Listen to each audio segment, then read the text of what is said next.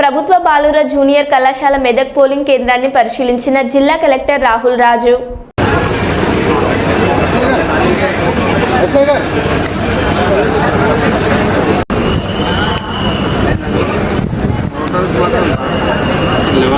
Line ज़्यादा बोल के गए सर, फिर आए तो उससे ज़्यादा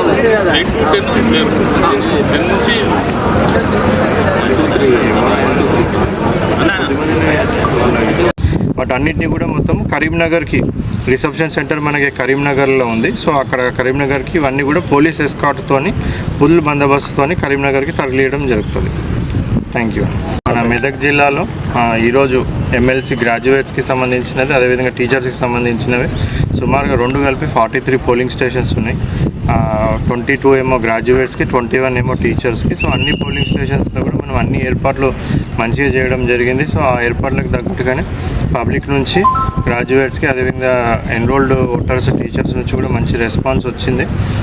సో మనము 2 PM వరకు మనకు వచ్చిన రిపోర్ట్ ప్రకారంగా చూస్తే 43% వరకు మనకి గ్రాడ్యుయేట్స్ 2 PM వరకు మనకి ఓటింగ్ పర్సంటేజ్ నమోదైంది. అదేవిధంగా టీచర్స్ చూస్తే ఒక 77% వరకు కూడా మనకు నమోదయ్యింది.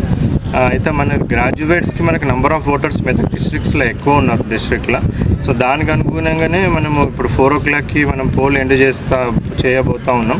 బట్ మనం చూసినట్టయితే ఏంటంటే చాలామంది కూడా 3 తర్వాత చాలామంది రావడం మేము గమనించినాం. 3 తర్వాత చాలా పెద్ద సంఖ్యలో చాలామంది వచ్చినారు. ప్రతి పోలింగ్ స్టేషన్లో కూడా ఒక 100 మంది 3 తర్వాత 3:30 తర్వాత లాస్ట్ మూమెంట్లో కూడా చాలామంది రావడం జరిగింది. సో వాళ్ళందరూ కూడా మనము ప్రిసైడింగ్ ఆఫీసర్స్కి, పోలింగ్ సిబ్బందికి అందరికీ ఇన్స్ట్రక్షన్స్ ఇచ్చినాం. 4 o'clock మనం గేట్ బంద్ చేసేసినాక వాళ్ళందరికీ కూడా టోకెన్ సిస్టమ్ లాగా టోకెన్స్ ఇవ్వడం జరిగింది. ఆ లాస్ట్ వ్యక్తిది అయిపోయేంత వరకు కూడా పగడబందీగా మనం మొత్తం పోలింగ్ అంతా కూడా కంప్లీట్ చేసుకొని తర్వాత స్టాండర్డ్ ఆపరేటింగ్ ప్రొసీజర్ ప్రకారం అవన్నీ కూడా సీలింగ్ వేసి